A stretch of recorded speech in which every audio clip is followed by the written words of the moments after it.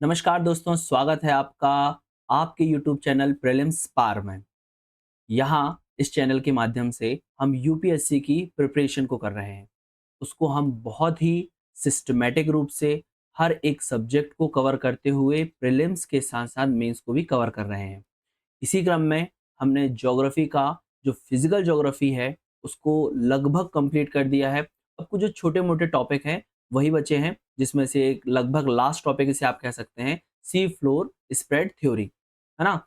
इसको हमने plate tectonic में बोला था कि थोड़ा-सा डिटेल में देखेंगे, क्योंकि वहाँ पर इसका हमने केवल वर्ड यूज़ किया था कि सागर नितल प्रसरण सिद्धांत, है ना? तो इसको हम थोड़ा-सा देख लेते हैं। छोटा-सा टॉपिक है, मुश्किल से 10 से 20 मिनट का, तो बस समझेंगे कि क्या ये सिद्धांत कहता है। चलिए, तो देखते हैं हम इसको। पहले हम देख लेते हैं इंट्रोडक्शन क्या है और साथ ही साथ में इसका जो हैरी हेस का नितल प्रसरण सिद्धांत है ना? हैरी हेस का, क्योंकि यहाँ पर मुख्य रूप से किसके द्वारा दिया गया था ये सिद्धांत? हैरी हेस के द्वारा। तो सबसे पहली चीज़, इसके परिचय में आप देखेंगे कि यहाँ पर पहले माना गया कि ये जो महासागर की जो सतह है, अगर यदि मैं इसे महासागरीय सतह कहूँ, तो ऐसा माना जाता था कि ये जो सतह है ना, ये सतह स्थिर अवस्था में है ना? लेकिन ये जो सतह है, ये जिसे मैं नितल कहूँ, ये मैं नीचे की बात कर रहा हूँ ना, सतह एक इमेज दिमाग में बनती है, ऊपर की सतह नहीं। महासागर का जो निचला हिस्सा है, जिसे हम नितल कहते हैं, ठीक है? सी फ्लोर, ये जो नितल है, ये स्थिर अवस्था में ना होकर स्थिर अवस्था में ना होकर क्या है? गतिशील है। क्या है? गतिशील है। आया समझ में? इसे ही हम क्या कह देते हैं?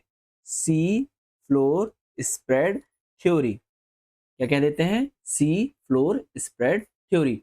सबसे पहले ये जो सागर नितल प्रसरण शब्द है, अगर यदि मैं सिर्फ शब्द की बात करूं, तो ये शब्द दिया था रॉबर्ट डिट्च द्वारा। किसके द्वारा? रॉबर्ट डिट्च के द्वारा ये शब्द दिया गया था। और उसके उपरांत उपरांत ये जो सिद्धांत दिया है, सिद्धांत किसके द्वारा दिया गया है? सिद्धांत दिया जाता है, इसका जो श्रेय जाता है सिद्धांत का, हैरी हैस को। ठीक है? हैरी हैस को वो किया जाता है, सिद्धांत का श्रेय दिया जाता है। चलिए, अब हम देखते हैं इसमें मेनली क्या था। ओके? देखिए, अब मैं इसको अलग कर देता हूँ। 1 सेकंड, यहाँ से ठीक है।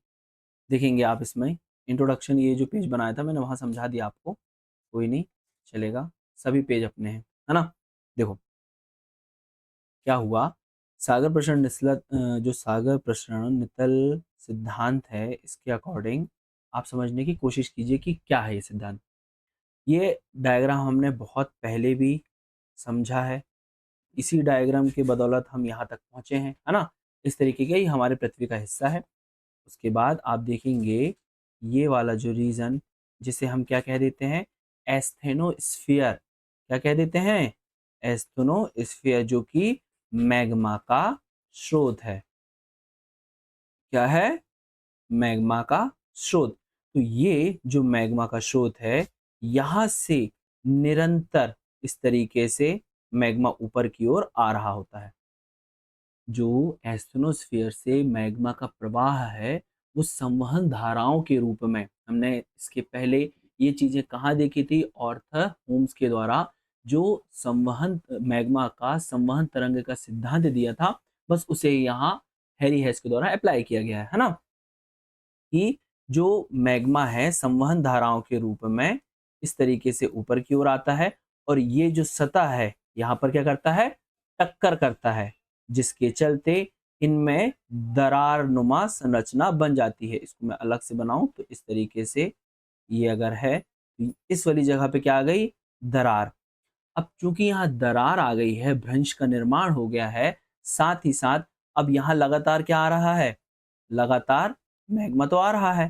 तो जब ये मैग्मा इन दरारों के सहारे बाहर आकर इस तरीके से इनका जब शीतलीकरण होता है तो ये किसके रूप में निर्माण हो जाता है? एक कटकनुमा संरचना का निर्माण कर देते हैं। आप स्क्रीन में डायग्राम देख रहे हैं, ये जो आपको संरचना दिखाई दे रही है, ये संरचना कहलाती है कटक या रिज।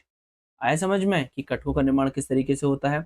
साथ ही साथ ये जो मैग्मा का संवहन तरंग के रूप में जो प्रवाह ऊपर की ओर हम देख रहे हैं, ये प्रवाह सिर्फ ऊपर की ओर ना होकर क्षैतिज मतलब ऊर्ध्वाधर ना होकर क्षैतिज रूप से भी होता, मतलब कि इस तरीके से स्क्रीन पर देखिए आप, इस तरीके से ये क्षैतिज गति भी करता है और वापस अपना सर्कल पूरा करते हुए ये नीचे की ओर वापस अपने मैग्मा के स्रोत की ओर आ जाता है। अब जब ऊपर की ओर या ऊर्ध्वाधर गति कर रहा था तो वहां हमें दरार देखने मिल जाती है। साथ ही साथ जब ये क्षैतिज गति करता है तो ये क्या करता है?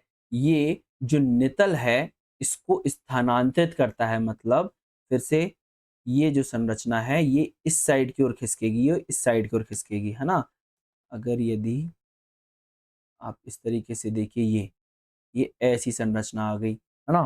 फिर कुछ समय बाद ये और इस साइड खिसक जाएगा तो ये इस तरीके से एक प्रकार से इनका क्या हो रहा है? विस्थापन हो रहा है। ये इस तरीके से इनका विस्थापन होते जाता है। साथ ही साथ यहाँ पर कट की नुमा कटकनुमा संरचनाओं का निर्माण हमें देखने मिल जाता है। तो मुख्य रूप से तो इस सागर नितल प्रसरण सिद्धांत में मुख्य बातें ये थी।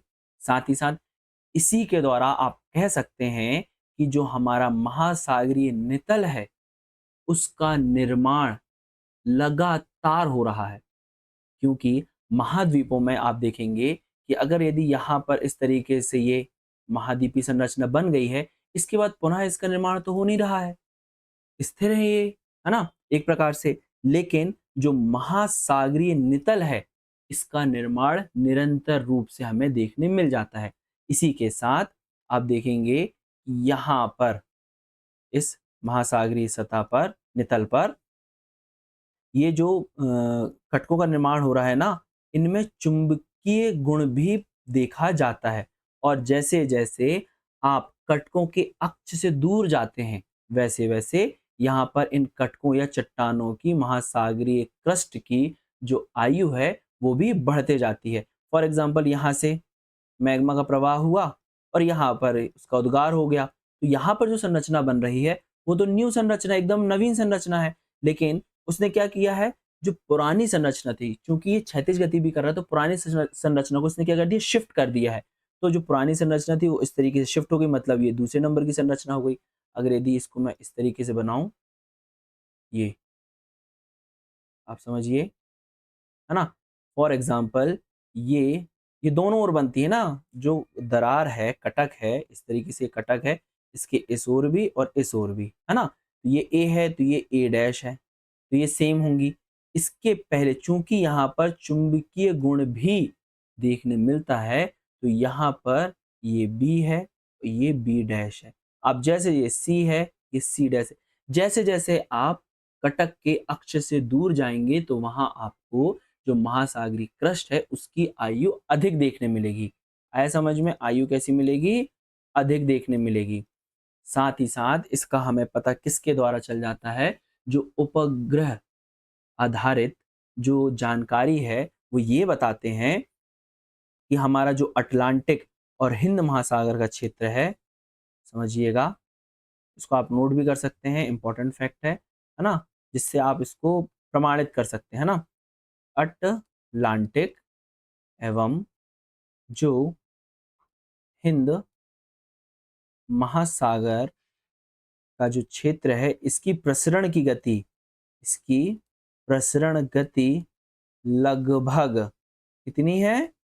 1 से 1.5 सेंटीमीटर पर ईयर। कितनी है? 1 से 1.5 सेंटीमीटर पर ईयर। साथ ही साथ अगर यदि मैं इसकी बात कर दूं प्रशांत महासागर की, प्रशांत महासागर की, तो वो उसकी आप गति देखेंगे 6 से 18 सेंटीमीटर पर ईयर है। तो आप समझ पा रहे हैं किस तरीके से महासागरीय नितल का प्रसरण हो रहा है। अब आप इसके लिए छोटी सी चीजें जो आपको अपने आंसर में जब आप लिखेंगे तो बहुत पुख्ता हो जाता है आपका आंसर, है ना? जो इसके साक्ष्य हैं। तो एक साक्ष्य क्या देखने मिल जाता है कि महासागरीय कटकों के अक्ष से ऊष्मा का प्रवाह निरंतर बना रहता है। साक्ष्य आप देखते हैं जो अटलांटिक महासागर में आप देख रहे हैं, तो इसी तरीके की आपको संरचना देखने मिल जाती है। ठीक है? दूसरा, रेखीय चुंबकीय विसंगति, जैसे कि मैंने आपको बताया ये इस तरीके से, ये, है ना? तो यहाँ और यहाँ आप देखेंगे दोनों छोर पर आपको विसंगति मिलेगी। पहले अगर यदि नॉर्थ है तो उसके पीछे साउथ पोल रहेगा, इस तरीके से। ये एन एन डैश है, ये एस एस डैश है। आया समझ में? इसके अलावा कटकों के अक्ष से दूर जाने पर आयु में वृद्धि होगी।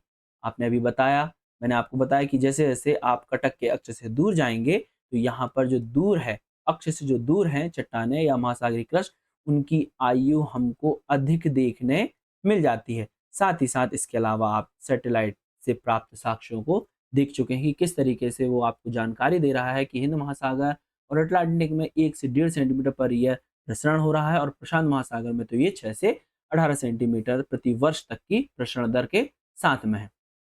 तो यहाँ हमारा एक कंप्लीट हो गया है महासागर, जो सागर नितल प्रसरण सिद्धांत है वो कंप्लीट हो गया है।